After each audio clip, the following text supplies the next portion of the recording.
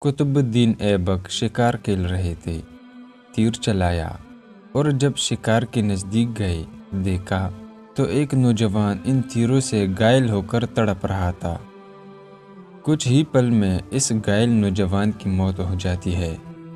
پتہ کرنے پر معلوم ہوا کہ وہ پاس کی ہی ایک گاؤں میں رہنے والی بزرگ کا اکلوتا سہارا تھا اور جنگل سے لکڑیاں چن کر بیچتا اور جو ملتا اسی سے اپنا اور اپنی ماں کا پیٹ بھرتا تھا۔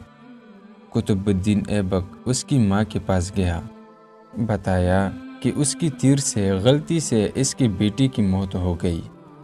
ماں روتی ہوئی بے ہوش ہو گئی۔ پھر قطب الدین نے خود کو قاضی کے حوالے کیا اور اپنا جرم بتاتی ہوئی اپنے خلاف مقدمہ چلانے کی آزادی دی۔ قاضی نے مقدمہ شروع کیا۔ بوڑھی ماں کو عدالت میں بلایا اور کہا کہ تم جو سزا کہو گی وہی سزا اس مجرم کو دی جائے گی۔ بوڑھی عورت نے کہا کہ ایسا بادشاہ پھر کہاں ملے گا جو اپنی ہی سلطنت میں اپنی ہی خلاف مقدمہ چلائے۔ اس غلطی کے لیے جو اس نے جان بوجھ کر نہیں کی، آج سے قطب الدین ہی میرا بیٹا ہے اور میں اسے معاف کرتی ہوں۔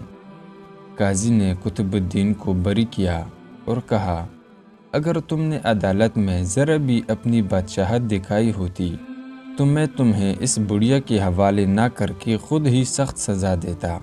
اس پر قطب الدین نے اپنی کمر سے خنجر نکال کر قاضی کو دکھاتے ہوئے کہا اگر تم نے مجھ سے مجرم کی طرح رویہ نہ اپنایا ہوتا اور میری بادشاہت کا خیال کیا ہوتا تو میں تمہیں اسی خنجر سے موت کی گھاٹ اتار دیتا۔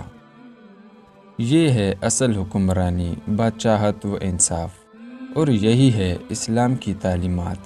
اسلام پیار، محبت، بھائی چارگی، برابری اور انصاف کی تعلیم بھی دیتا ہے۔